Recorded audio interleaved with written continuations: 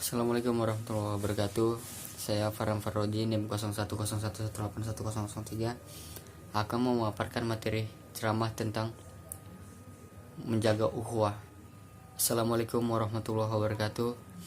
Innal hamdalillah nahmaduhu wa nasta'inuhu wa nastaghfiruhu wa na'udzu billahi min shururi anfusina wa sayyiati a'malina may yahdihillahu fala mudhillalah wa may yudlil fala hadiyalah. Asyhadu an la ilaha illallah wa asyhadu anna Muhammadan abduhu wa rasuluh. Allahumma sholli ala sayyidina Muhammad wa ala alihi wa ashabihi wa man tabi'ahum bi ihsan ila yaumiddin. Hadirin jamaah salat yang dirahmati Allah Subhanahu wa taala. Pada kesempatan ini, marilah kita memperkuat keimanan dan ketakwaan kita kepada Allah Subhanahu wa taala dengan iman dan takwa yang sebenar-benarnya. Berusaha untuk melaksanakan semua perintah Allah dan menjauhi segala larangannya.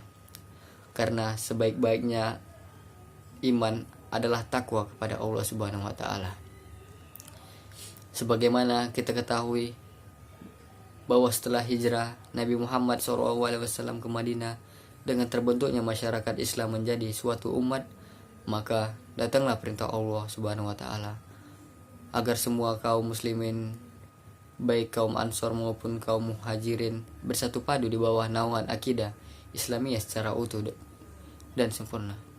Hadirin yang dirahmati Allah Subhanahu wa taala, seseorang pun tidak ada yang mencari jalan hidupnya sendiri dalam rangka mentaati dan mempertahankan prinsip tersebut, baik dalam keadaan susah ataupun senang, baik pahit ataupun manis, harus dirasakan bersama-sama oleh kaum muslimin pada saat itu. Persatuan Islam Qurun Madinah ini bagikan suatu sistem yang satu sama lain saling memperkuat, saling menunjang, dan saling mendukung, saling memperkokoh.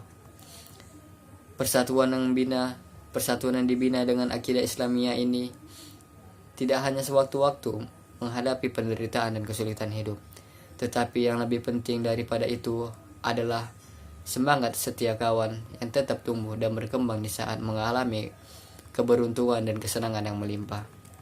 Oleh karena itu, Nabi Muhammad SAW selalu mengingatkan kepada kita bahwa Islam itu tidak hanya dapat dihancurkan dari luar, akan tetapi dapat juga dilemahkan dari dalam lewat perpecahan dan perselisihan di antara kita. Hadirin yang dirahmati Allah Subhanahu wa taala, Nabi Muhammad SAW selalu memberikan dorongan bagi kehidupan kaum muslimin bahwa dalam keadaan susah dan senang, kita harus tetap bersatu padu. Alangkah prihatin suatu umat manakala mereka mengalami kesusahan dan semangat setia kawannya tumbuh dan subur dan berkembang pesat. Tetapi jika belenggu penderitaan di ambang bayang-bayang sukses, maka masing-masing dari mereka selalu mencari jalan sendiri-sendiri untuk kepuasan dan melampiaskan ambisi pribadinya. Teman senasib ditinggalkannya, ukhuwah Islamiyah terlupakan, prinsip-prinsip hidup gotong royong dan kebersamaan juga ditinggalkan. Persatuan dan kesatuan umat, tegasnya ukhuwah Islamiyah sangat dituntut oleh ajaran Islam. Sebagaimana firman Allah Subhanahu wa taala dalam surah Ali Imran ayat 103 yang artinya, dan berpeganglah kamu sekalian kepada tali agama Allah, dan janganlah kamu tercerai-berai, dan ingatlah akan nikmat Allah kepadamu ketika kamu dahulu masa jahiliyah bermusuh-musuhan, maka Allah mempersatukan hatimu lalu menjadikan kamu karena nikmat Allah orang-orang bersaudara, dan kamu telah berada di tepi jurang neraka, lalu Allah menyelamatkan kamu padanya. Demikianlah Allah menerangkan ayat-ayat kepadamu agar kamu mendapat petunjuk. Hadirin jamaah yang dirahmati Allah Subhanahu wa taala, ayat tersebut mengatakan bahwa perpecahan timbul di kalangan ahli-ahli kitab. Mereka hancur binasa dari perpecahan dan perselisihan karena hanya memperturutkan ambisi masing-masing untuk bersaing dan memperebutkan kekuasaan.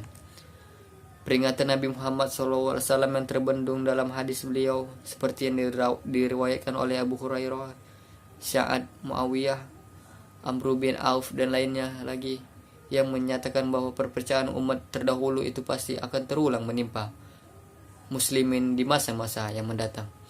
Jika mereka tidak istiqomah dalam menempuh jalan lurus yang telah digariskan oleh ajaran Islam, Allah Subhanahu wa taala dengan tegas menyuruh kita umat Islam agar bersatu padu di bawah naungan panji Islam. Di dalamnya terkandung nikmat sangat banyak yang telah dilimpahkannya oleh kepada kita sekalian dalam segala aspek kehidupan. Itulah tujuan agama kita yang murni. Karena dengan persatuan kita menjadi kuat dan sanggup menegakkan ketentuan Allah Subhanahu wa taala dengan sebaik-baiknya. Inilah prinsip kehidupan yang harus kita pelihara bersama dengan baik. Sebagaimana telah kita ketahui bahwa kita diperintahkan untuk bertuhan kepadanya semata, yaitu Allah Subhanahu wa taala. Dia Tuhan yang Maha Esa, tidak ada sekutu baginya. Demikianlah seharusnya kaum muslimin harus saling membantu, saling mendukung dan saling memperkuat untuk membina keutuhan dan kesatuan di mana saja umat berada. Kita berada dan kita harus lebih mementingkan keutuhan umat Islam daripada mementingkan diri sendiri dan menjauhi rasa permusuhan dan perpecahan dalam kehidupan bermasyarakat, berbangsa dan bernegara. Persatuan membuat kita menjadi kokoh dan kuat, sedangkan perselisihan membuat kita lemah dan mudah dipatahkan lawan. Umat yang bersatu walaupun jumlahnya kecil pastilah akan kuat. Sebaliknya, umat yang banyak tetapi selalu berselisih akan mudah dapat dikalahkan lawan.